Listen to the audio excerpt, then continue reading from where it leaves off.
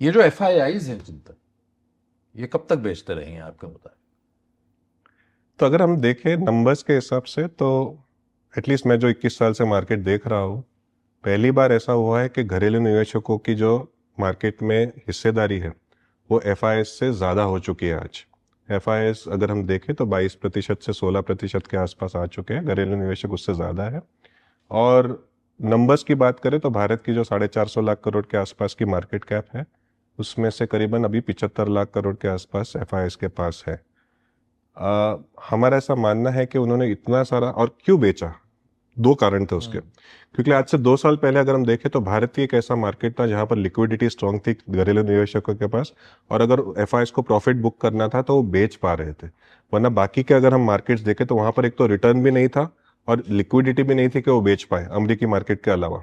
दूसरा, अमेरिकी market, Korean market, Taiwan के मार्केट ने पिछले 2 साल में इतना अच्छा किया है कि अभी ऑब्वियसली कुछ पैसा वहां पर जा रहा था और भारत में अंडर परफॉर्मेंस आया। भारत में रूपी जो डेप्रिशिएट हुआ, अगर हम रूपी की भी बात करें तो भारत की एक ऐसी करेंसी थी जो पिछले 2 साल में डेप्रिशिएट हुई है।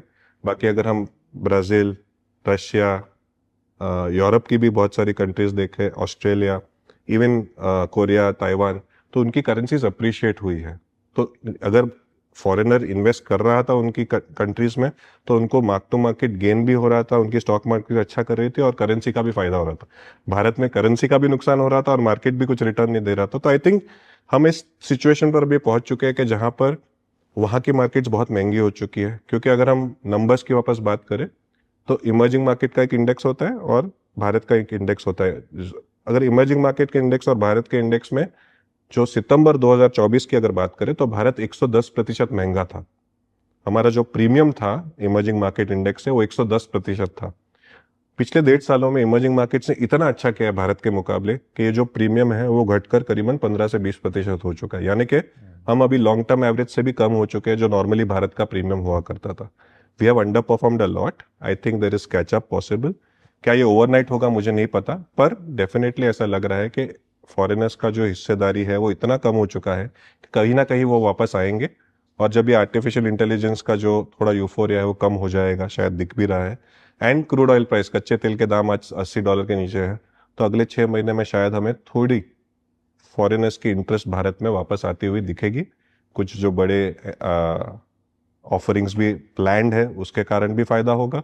और गवर्नमेंट ने जो भी अभी पिछले 1 डेढ़ महीनों में जितने भी स्टेप्स लिए हैं, स्पेशली FCNRB वगैरह, उससे भी एक जो रुपी को स्टेबिलिटी मिल रही है, तो फॉरेनर्स का कॉन्फिडेंस वापस आ सकता है भारत में। और वैल्यूएशंस सबसे इंपॉर्टेंट है।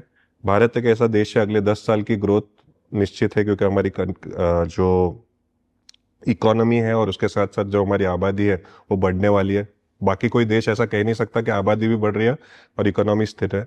और दूसरा अगर हम देखें तो वैल्यूएशंस, आज वैल्यूएशंस इतने सस्ते हो चुके हैं कि डेफिनेटली अगर आप कोई भी स्क्रीनर पे देखोगे, कोई भी कंपेयर करेंगे फॉरेनर वर्सेस इंडिया या फॉरेन कंट्री के शेयर्स वर्सेस इंडिया, तो इंडिया के लार्ज कैप उभर कर आएंगे एज गुड बाई।